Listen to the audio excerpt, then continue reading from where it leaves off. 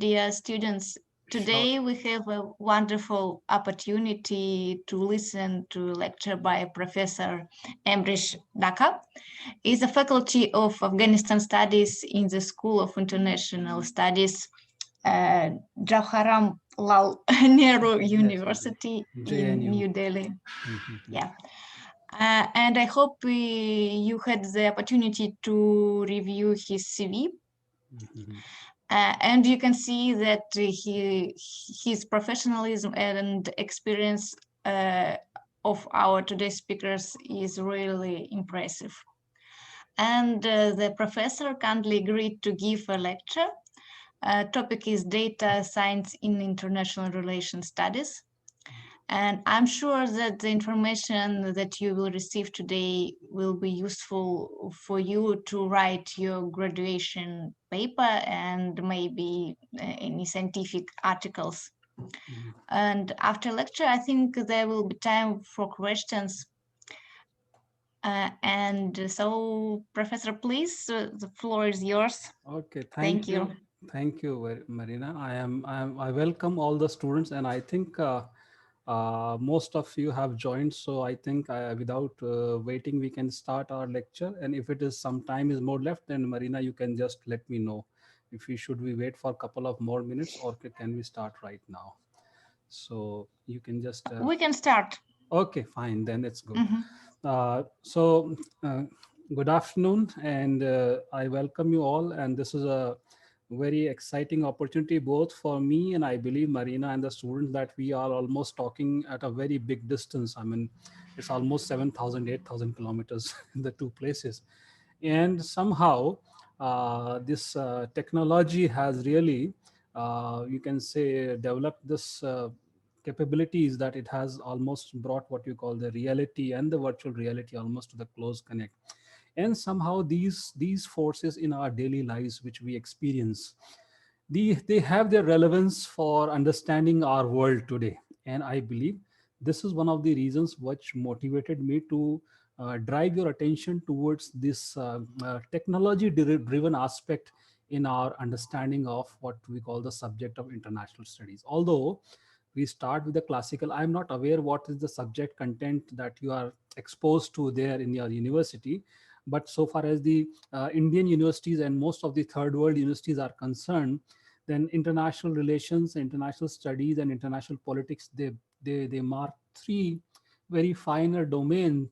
But the larger argument is that the whole gamut of state and it's the system as a global system, the relationship that is viewed through the prism of various ideological parameters, such as you must be you must have come across the ideas of realism, or you have the idea of what you call the constructivism, or you must be looking some other structures of, say, ideological thought which try to interpret the world. Now these interpretations and these philosophical structures, they have always been there. But in last couple of decades, what has happened, the technology has taken a driver's seat in many aspects. And the lot of technologies have actually contributed to our, you can say, understanding and knowledge about the world in a you can say in a very rapid fashion. And one of the important aspect is the role of data driven technologies. So the data driven technologies are such that they bring more and more information. And as a student of IR, we may not be really motivated to pay an attention to the data driven technologies. But the point here is that when you try to perceive the state in a global system, the whole idea of perception becomes a very you can say questionable category, that what you are exactly going to perceive. How do you see the state's location within the system of states? What are the capabilities that you want to study? What are the conventional arguments that you want to see? And this whole idea of what you call these conventional arguments, they seem to be rapidly conditioned by the kind of data that is being provided to us in such a rapid fashion. Now, my exposure has largely been to the what you call the social media analytics that I have pursued, not as a specialized trained person, but as a hobby. I tried to develop it, and later on I tried to introduce those algorithms in understanding the international politics. But the experience so far has been that the more you come across with the data, the more is the explosion of information that comes to you, and you try to bring all that information in your understanding the current phenomena. So as a student of IR, you are all invited to understand this fact that information is daily exploding at an exponential rate, and this exponential growth of information is exactly holding you what you call the contingent, or your ideas are actually at stress while your ability to process the information. So I will take you in this whatever 1 hour we have a journey, that how the study of IR has been influenced and conditioned by the desire to have the data as an important variable in understanding the international system. And then I will try to reason out as a meta philosophy that how data is conditioning our priorities or challenges that we as a student of IR we would like to understand over a period of time. So first, let's understand what exactly these terms are. We come to know many aspects such as data, facts, information. Then we try to relate these things into knowledge, and then we try to perceive what we think as to be a reality. Means our belief has to be confirmed every time. And do we use data to confirm that reality? For example, the whole idea of relations of power among the states, and we try to get the grasp of what exactly is the nature of the relations between the states. There are several aspects to it. I mean, for example, you have the capabilities in terms of military, you have the capabilities in terms of economy. You also try to look into various other variables as well. But then you are at some point you are actually desiring a more confirmed knowledge about each fact which you want to believe it as true. So the truth, so reification of the truth means truth is being reified, means it has to be, it should carry more and more weightage every time you want a desire to view the truth. And how you do that? You try to use some data and facts in order to reestablish the truth, and that is how you develop the whole system of information that keeps on developing the idea, okay, what we think, this is the fact, and it is being confirmed again and again and again. So that is the reproducibility of knowledge, the reproducibility of facts, reproducibility of information. It tries to bring in what you call more and more assertiveness in our decision making process. Means how the state would try to take a particular decision depends on how much sure it is about the reality and what exactly choices are available to it. So data is largely looking into what you call the some conditioning of those truths. The more the better the data, the better the capability of a data to deliver your perceptive reality or your knowledge systems, then you are better prepared to do that. And that is why you try to gather as much as data about the nations, about the people, and about the leadership also. That is also a very important element in a nation or a state. So the another aspect is that data itself does not really convey anything, but what you try to do that you have a certain mental belief of causation in the structural systems, and you try to assert that. I mean, I don't know whether you are really exposed to the reading of Kenneth Waltz, who has written this book Theory of International Politics. If you go by his readings, Kenneth Waltz, he tries every time to bring in what you call the analogies from market, the economic structures, and how the market is actually performing, and that market structure somehow gives a sufficient argument to believe that the causations of economic relations can be imported into political relations. And there is a concept which he tries to every time build, that the concept of anarchy, and he tries to build whole argument. So point here is that the whole idea of causation becomes very important. So the desire to establish a relationship, the desire to look into the forward and backward relationship between certain systems, that causation, can data provide some evidence to that causation? That is also an important goal of a data. Many a times what happens, that you try to develop that structure and causation, and with the lack of data you are not able to believe that aspect. For example, it used to be the case in the ancient times. The ancient times, the people used to believe that it is the sun that revolves around the earth, and people had no data, there was no evidence to it.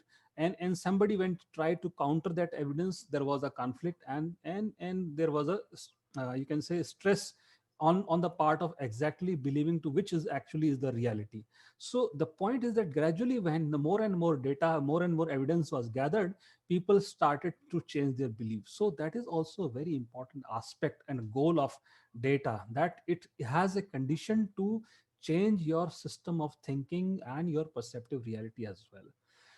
Then you also have what you call the certain repetitive nature of data. For example, a lot of I mean, nowadays we all use Android mobile phones. Our exposure to information is on a daily basis. We do commercial transactions on a lot of online portals. So the regular habit of our usage and our import of the systems and our interaction with the systems has the capability of generating a lot of data. And this patterned behavior can also be seen as a perceptive reality. So it is not exactly how you are going to import this example into the relations among the states, but yes, there is a fact that the states do behave in a very you can say repetitive fashion, with their what you call the you can say the well established patterns of behavior. So they can be also said as geopolitical patterns, if you would like to simplify the whole argument. And that also becomes a very important aspect. So the idea about understanding the reality and the information that you want to build upon, I think data is evolving every time. New kind of data is being produced, and the technology is actually able to generate not lot of new data, and that is why you are able to see the change. I mean, I would like to draw your attention to the very own experience of the you can say USSR. The kind of geopolitical priorities over a period of time may haven't changed, but the response of USSR and present time of Russia has been drastically different, because the lot of data and lot of technology that has gone into the thinking and reshaping the action system, that has become a very different approach. I mean, the I want to just draw your attention, if you can compare the scenario of USSR involvement in Afghanistan and Russia's involvement in Syria, there is a sea of change in terms of data driven technologies. And you can say that the power of you can say the geopolitical power that data gives, whether it's a real time data through drones, or you have other analytical algorithms that you produce. So all kind of data is actually conditioning the power of the nations as well. I mean, the nations are leveraging up and down in the whole gamut of who is able to gather what kind of data. And that is why regularly you find America always, or you can say the Secretary of State, the Mr. Pompeo, always pointing out that Huawei, the Chinese this company, is actually a threat to the or data systems, because there is a fear of piracy and everything. So means that only points out that whether whatever may be the case, that data is something which is to be which has a potential of significance. So the nature of data, I mean, the point, if you want to see that what exactly this nature of data is, it is basically numbers, you can say that, or it may be a logical data, or it may be, you can say, the textual data. So they in itself, it is basically inert, lifeless, or disorganized. The point here is that how you are able to arrange the data in order to build a narrative, that is the most important aspect, and where there is the data comes to the life. So this is one of the you can say the importance between the data and its basically applicability. If you are simply viewing data is in terms of numbers, then it can always be stacked in a computer hard disk. It won't go anywhere, it won't do anything. But what that data exactly does, what kind of objectives and goals that you try to process through that data, that becomes a, what you call the animate or inanimate relationship. So data itself, it is just like, I mean, see, I would try to bring some analogies from the past, or you can say these some other domains such as biology. See, look, virus is basically a non-living object. I mean, virus does not make any sense, or say, for example, this coronavirus. But the moment it gets into the living organism, the virus becomes a havoc. It has the potential to do the enormous damage, because it actually starts then multiplying and it has the ability. So similarly, you can think that data is almost like a dead in itself. Data does not do anything. But the moment you start processing data, the kind of information it keeps on throwing up, the various analytical insights that you try to get through this data, that becomes a kind of a multiplier effect, and you try to build more and more algorithms, you try to explore more and more ideas, and you try to do more and more research in terms of, and see, the whole idea is about looking into those sources which can increase your strength. For example, you want to look into your around your periphery, which are the countries which are better equipped in terms of, say, for example, resources. So you try to come up with some data on the oil resources, you can come up with the data of energy resources, you can come up with the data on iron, coal, or say precious metals, or you can see the rare earth minerals, something like that. So means that the whole idea that the figures actually have a relationship with the strength, their industrial productivity, there actually this data becomes very important in understanding. So that is why you feel, I mean, this whole idea about the data and its relationships, and this is not something uh, a newfound discovery. This has been always been there. I mean, if you go by the Morgenthau did not discuss data, but the Morgenthau definitely discussed about the role of natural resources in national capability.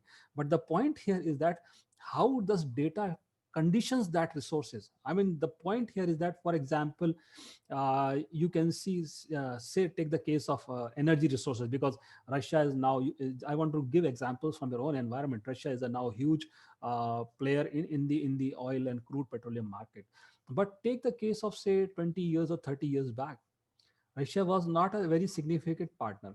But this whole idea of availability of oil and resource as a global product, and coupled with the what you call the now the capabilities of various technologies in terms of, say, supply lines, or you can say various arrangements of online, you can say techniques, and other aspects that have brought the possibilities of exporting and exchanging this energy resource to a great distance, and also the market manipulation that has been now available to the players, which was earlier not available to them, has entirely changed the scenario of the energy resource market today. I mean, you could never have imagined that the oil companies are actually having the crude oil price going into negative. I mean, it went in April when coronavirus pandemic happened, that oil prices went negative for the first time in the history. So this is, I mean, the phenomena is there. But if you try to use this information in actually visualizing the national capabilities and the resources capability and the other aspect, then you believe that yes, you are actually motivated to use that number, that information, in order to assess something. So the point here again I want to drive is that the real phenomena and the real action in is happening. It was happening earlier also, but the interpretative aspect of that in phenomena has grown manifold with the use of computers and simulation techniques of data. And similarly, if you go by the what you call the textual data, the textual data is different from the what you call the numeric data. It actually looks into what you call the semantics, the symbols, the meanings, and overall the what you call the narrative, that is the discourse that is available, and how the discourse actually gets into this picture of influence. So the textual data as well as the numeric data, they both have their own different domains, but they definitely contribute to a lot. For example, I'll show you an example of how textual data goes into the what you call the making of the narrative at the national or international level. So then data is again a very simplistic in terms of understanding, is a statistical reality. It means the point here that you uh, try to establish something as a repetitive phenomena by use of data. For example, you collect the data, say for example, the oil supplies of Europe to say Ukraine or Poland or Germany. Then you can say over a last say 10 years what has been the trend. So numbers would actually give you the some statistical pattern. Or you want to say mean of the value, or you can say the standard deviation of a value. I mean, how much fluctuation has happened. So the point here is that the data as a statistical reality is something which is what you call the implicit into its numbers. Means for any number there will be a mean, there will be a mean. Means for example, if you have five numbers, say for example, you can say that on a traffic light, on an average how many cars are passing, so that is a mean. So means the mean is a property of numbers. Mean is does not specifically define the oil supplies, but it can define anything. So means the statistical reality means the data has certain intrinsic properties. Means you can always use those properties for your enhancing your analysis, because you have certain, say for example, chi-square test, or you have the F test, or you have many statistical methods which you can always deploy in having the what you call understanding, which is always there as a part of data. But there is also another aspect of the data, and that is known as the speculative and unfound properties of the data. I mean, there are certain aspects of data which you really do not know, and you would like to investigate into that, what other elements it can throw up, and that can be a unique to a very particular kind of data. So for example, the weather or meteorological data can have very particular geographical uniqueness in certain properties that can always be a part of that kind of data only. Whereas the you can say the salinity level of the sea at some point of time can only be part of that kind of data. It cannot. So meteorological data and the marine or the sea level data, they both really cannot supplant each other, because they have very specific you have very specific queries.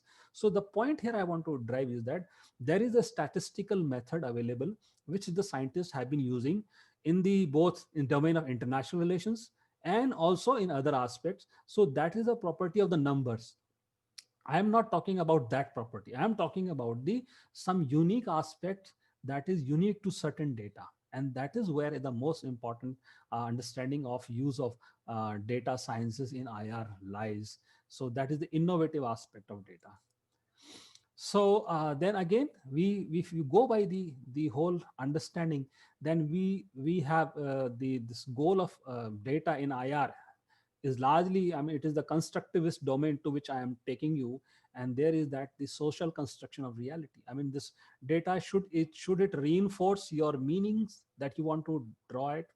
Should it reinforce your categories of understanding of the facts? If data is able to bring to you some new categories, then that data is actually becoming an innovative data. So there is a reality. From reality, you want to draw the social facts because you have already some categories in mind. This is what the Kantian, the Immanuel Kant has given what you call the aspect that there are already you have some categories. From those categories, you may try to classify the data, both qualitative or quantitative, and then you try to reproject that reality as a part of the social construction. So the whole process of understanding a phenomena can begin from a reality, and then you have the what you call the perceptive reality as a social construct. And most of the constructivist argument is largely looking into that. But as a textual practice, this is one thing. But if you look into this whole chain of event, if you are using through computers, some algorithms, some artificial intelligence models, then actually what happens, that this social construction no more remains the same in terms of meanings and the symbols you already have. In fact, it has a potential of hitting back to the social facts where your existing categories may not be adequate, and you may be forced to look into some new categories. So this is one of the important aspects, that use of computers and use of you can say computational methods and data has affected our ability to reinvent the social construction, or you can say reproject the reality. And this is where the role of data has become a lot of important. So see, this is a different use of data than what has been the conventional use of data as a statistical analysis. In statistical analysis, there is no other scope except the numerical values and the process and the mathematical relationship that is there. But if you look into the data as a social construction, or its role in social construction, means the new information you want to develop, then the role of computational methods, the role of computational techniques, that becomes very important in reprojecting and reinterpretation of the reality. And this is something which is now become a huge possibility in understanding the, you can say, the international order or any kind of social phenomena. And that is why you find the lot of variety of data is also available. I mean, not only, I mean, conventionally data can be seen as in terms of numbers, as characters, or logical data as truth and false, or there may be some other data, but at best, but the data which we are talking about is a qualitative data as well.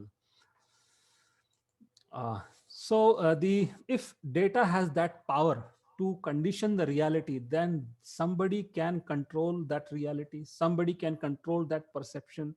Power comes into the into picture, and that's, as Michel Foucault has says, that data's different extensions, functions, are discursive apparatus that regulate diverse effects on power of power. So means, if data has the ability to condition the whole social categorization and the facts, then data itself becomes a subject of instrument of power. And then if it is an instrument of power, then somebody has to control the data in order to increase its own power. So I think I've got a message running of time, so you can just automatically reconnect if we are losing it. I mean, Marina, I think this message I am getting it. I don't know. Uh-huh. Okay. Uh, okay. So so so I'm continuing with my discussion. Yeah, sure. Yeah, so the whole argument that if data has that capability in terms of you can say influencing the reality, then yes, data is a source to hegemonic power structures as well, and there is a potential to control the system as well. So this is one of the important aspects of data, and that is why if I mean, I don't know whether students there in, are you following some very finer arguments have been given by your President Putin. I'm a great fan of him. He sometimes speaks very futuristically, and he had said that he wants to develop an autonomous internet system for Russia that is completely independent from what the American or the Western system of internet is. And I think that especially is the best example of data politic. Means the data that is generated by the former Soviet space is something which has something to do in terms of influences, and that is, he wants to protect that space, and that is why he's talked of. And China is also talking of developing an alternative to the ASCII system. All whatever is actually on the hard disk, whatever is running as a software, it is, everything is in the ASCII codification, that American standard code. I am not I cannot fully share that the expanded term, but the ASCII code, China is trying to develop an alternative to that code. So you see that the data in which format it can be saved, China is focused to develop an alternative to that. So that is why as a student of you can say constructivist argument in IR, you should be understanding that data is something which is not dead and inert.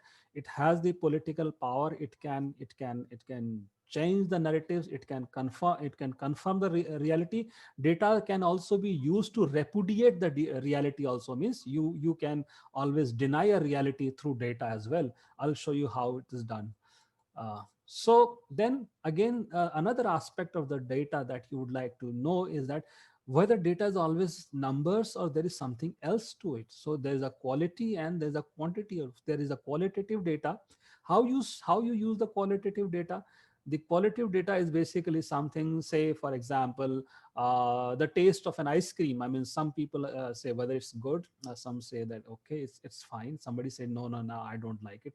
So this is a qualitative data, but you can always convert a qualitative data into the quantitative data. Say for example, okay, rank the score according to the taste you found of that ice cream. So if very good, so 5, or it's very bad, then you give 0 or 1. So you can always give a ranking, then that qualitative data can always be converted into the quantitative data. But then again, the point here is that we are not interested in how many fives or how many ones we have. We are interested in knowing that what exactly the quality of ice cream is and how it is to be. I mean, if for example a company which wants to market the ice cream, the company would be looking into the what flavors are actually liked by the people. So based on those numbers, the action and the causality is actually in terms of the nature and the taste of the ice cream. It does not really work on the numbers. It does not really has to do as an end product. The numbers are not the end product. It is the taste of the ice cream which is the end product. So this whole debate about quantity and quality is also an important aspect in understanding data. And apart from the quantification of the qualitative data, there is also another aspect, and is that there are certain human nature aspect. You cannot quantify everything. For example, psychological states of mind. I mean, you try to reason out many things in terms of question and question analysis, but everything cannot go in terms of number.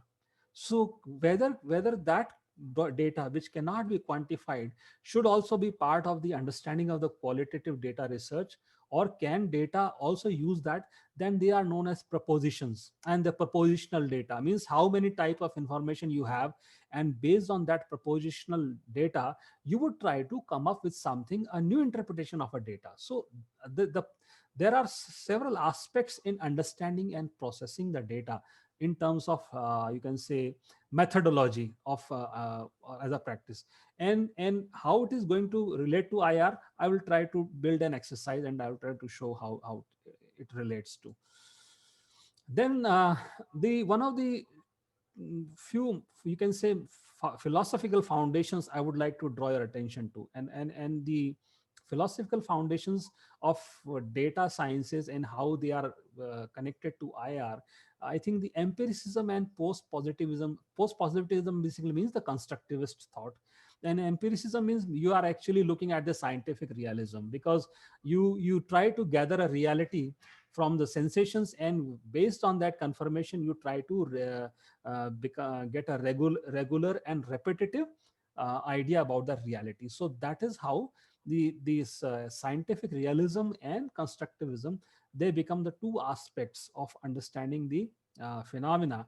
And if, I mean, empiricism is something which is well connected to data, because you keep on reproducing the fact, and from that fact you keep on reproducing the numbers, or you can say there is a phenomena which can be quantified. Constructivist argument is something which really in itself does not put into one, you can say, it does not really throw a data in itself, but then you have categories, you have the meanings, you assign certain meanings to categories, and when those categories are affirmed, or those categories are reified, or those categories are further reinstituted, then you try to develop some kind of argument about those. So this whole scientific realism and this whole perceptive realism, these two aspects are actually important, and data sciences are able to now work into that method, or you can say data sciences try to build those kind of practices where this scientific realism and this perceptive realism can play a significant role in understanding the whole approach. And that is why the term that is used in the research nowadays is the mixed methods of research, where the both quantitative and qualitative data can be deployed. So just to again bring Kant's one aspect, and that is what that in criticizing the pure reason, he said that the operational procedures of instantiating as well as developing schematic connections between sense perception on the one hand and conceptualization on the other, this is the one of the what you call the connects. You already have the categories in your mind, and you try to instantiate those categories by the practices or sensory practices. Data is similarly, or you can say the computational simulation and the use of data in computers somewhere draws that kind of analogy as well, because you have already computer programs, there is an algorithm in there. That algorithm is actually nothing but use of certain well defined conceptual classes, and how data is actually interacting with those conceptual classes. You are trying to, I mean, that this is the aspect which is different from using the computers for the statistical analysis. Data analysis purely looks into the how the numbers would play up under a particular algorithm, and the facts are actually unknown to you. For example, if you want to use a statistical fact, then the reality of regression is that there is a slope of the line, and the deviation from the slope of the line will be the somewhere the point, and you know that fact that the regression point can always be found. But in terms of data analysis and data science, the algorithm and the facts, they both are actually, you can say, they do not, the relationship is not there. It is only that the relationship is visible in terms of interplay of the data and the algorithm. And that is why one of the important domain of data sciences is known as data visualization. And data visualization becomes a very important aspect in understanding the nature of the data and the kind of information it is actually delivering to us.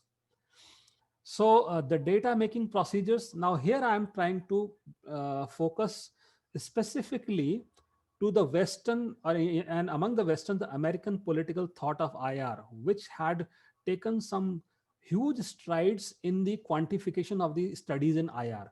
And the David Joel Singer is one of the authors who had pioneered, or who's known to use this domain of quantitative international politics as one of the important area of, you can say, exploration. So this scholar, he wrote a book, Quantitative International Politics, Insights and Evidence, and here he tries to his exercise was very simple at that point of time, because computers in 60s and 70s were basically using punch cards, or you can say the tapes, not like the hard disks. So this person, he basically speaks about how you can use the cross-sectional data of the countries in order to assess and understand the international politics. Means, for example, collecting the data of, say, GDP, number of telephone lines, how many times the people are actually visiting certain place. I mean, they wanted to have everything about the national life of every country, and that data was something which they wanted to use for processing what you call the, in terms of the capabilities and how United States stands in relation to those data numbers. So this is something which is very unique as an exercise, and it began in 60s and 70s in United States. And there were especially 4 or 5 universities. One was the Stanford University, another was the Northwestern University, Michigan, then there was Yale University, and I think one more university, I am forgetting the name, but there were at least 4 institutions which were devoted to use of quantitative tools and techniques in the study of IR. So if you look into this methods of scientific, this, the book which they wrote was that Nations at War, a scientific study of international conflict, in which they try to develop some correlative understanding. Means, what are the phenomena, what are the certain actions which can, if quantified, deliver us the prognostic value that there is a tendency for war. For example, say for example, take a hypothetical case of say number of tanks and the distance of these tanks from the national border.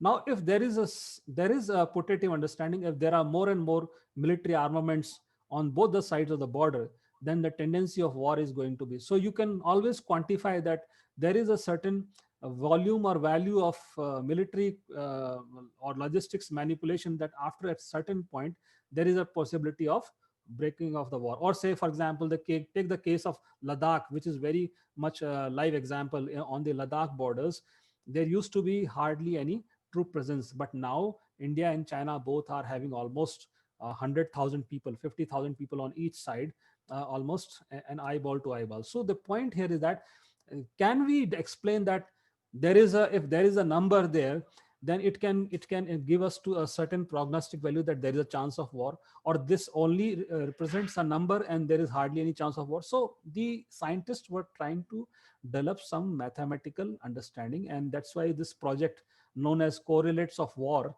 was launched by these scholars, and it tried to create many of the regression models. Again, this is a statistical method. I am not talking about still the data which is used as present times, the data of the intersubjective or perceptive reality, but the beginnings of quantitative methods in IR as a part of the history. You should be able to know this. Then there are levels of analysis. If you look into the Waltzian analysis, then they have the individual state, then you have the you can say the bipolar system, and then you have the domestic, and then you have the international, and you have the global level. There are several levels of analysis, and here also the author tried to develop some 3 or 4 levels of analysis, where there is a state, its singular capability, then the dyad means the two states, what is the capability, then states within the region, and then the global possibilities. And across all those possibilities, they try to correct as much as data that was possible, and try to make some model of analysis how these states, I mean, there are alliance systems, some states which are into alliance. So what are the costs of alliance and what are the opportunities of alliance to make a war or to forego a war? So all these levels of analysis were quantified by the scholars. Then this Yale World Data Program, this was started by Rosette, and he tried to build up what you call the cross-sectional data of each and every possible indicator. I mean, there were around 1600 or 1500 indicators of 170 or 160 countries, and those indicators, they were somehow they were, it was attempt was made to look into what you call the possibilities, or you can say the events or the national behavior that can be explained through those numbers, and identify how the present behavior of the nations can be further predicted by the data. So this, again, it's a huge you can say database that was developed at that point of time.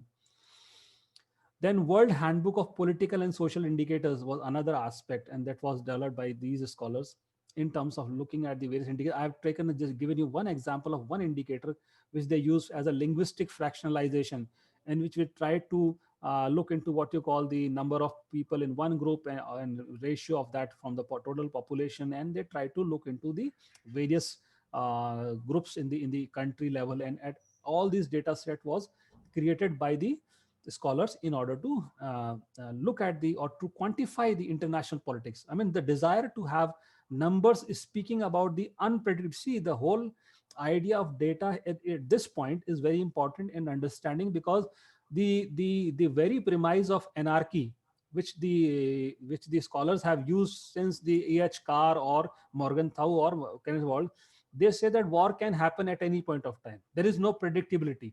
So this uncertainty about war or the anarchical behavior, the scholars were actually trying to look into exactly that can war be predicted? Can the indicators be used to explain the causes and the situations where, because if that is possible, then you can always work for the prevention of the war. But if that is not there, then unpredictability is there, then you really cannot look for the prevention of the war. Then one of the latest and one of the we can say most current practices of enumerating the data and looking into the cross section of the global data, then this is the CIA World Fact Book. I think those who, you can always visit the website. They collect every maximum sort of data of every country in terms of political parties, weather, the contemporary standards of living and per capita income, the resentment and other aspects of intelligence, and they try to furnishes data, and if that can be used, it is both qualitative as well as quantitative data, and if that can be used in understanding the positions of the country and the nations in terms of the international politics. So this is the current scenario of that quantifying of the panel data of the nations.